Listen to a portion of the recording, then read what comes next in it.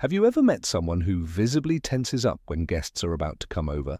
Not shy, not rude, just deeply uncomfortable with people entering their space. But what if this isn't about being antisocial at all? What if it's actually about psychology? Welcome back to Psychology Threads, the channel where we untangle human behavior one thought at a time.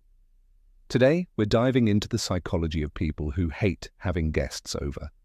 And the reasons might surprise you. For many people, home isn't just a place, it's a psychological safe zone.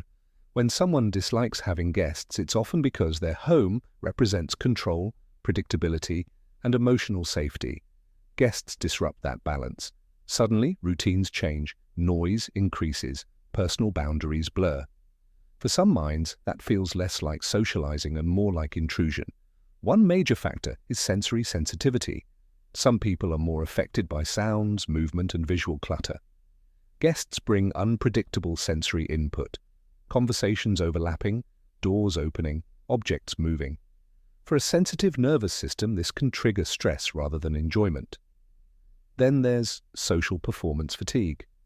Hosting isn't passive. It requires emotional regulation, small talk, hospitality, and constant awareness of others' needs.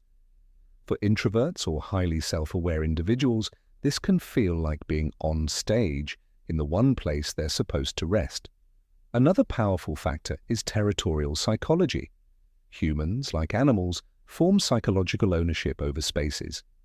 When guests enter, some people experience a subtle threat to that ownership. It's not selfishness, it's an unconscious response linked to safety and identity.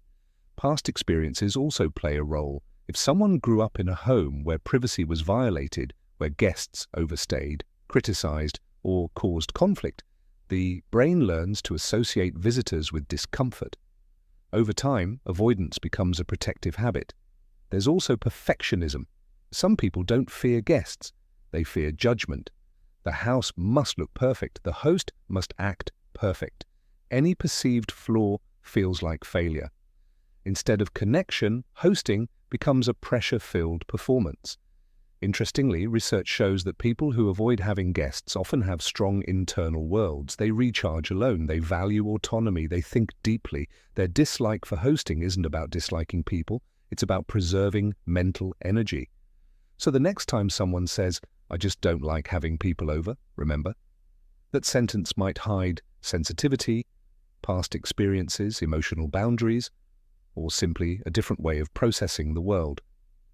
And maybe the real question isn't why they hate guests, but why society expects everyone to socialize the same way. If you enjoyed this breakdown, make sure to subscribe to Psychology Threads, where human behavior finally makes sense. And let me ask you this. Do you enjoy having guests over, or does your home feel better when it's just you?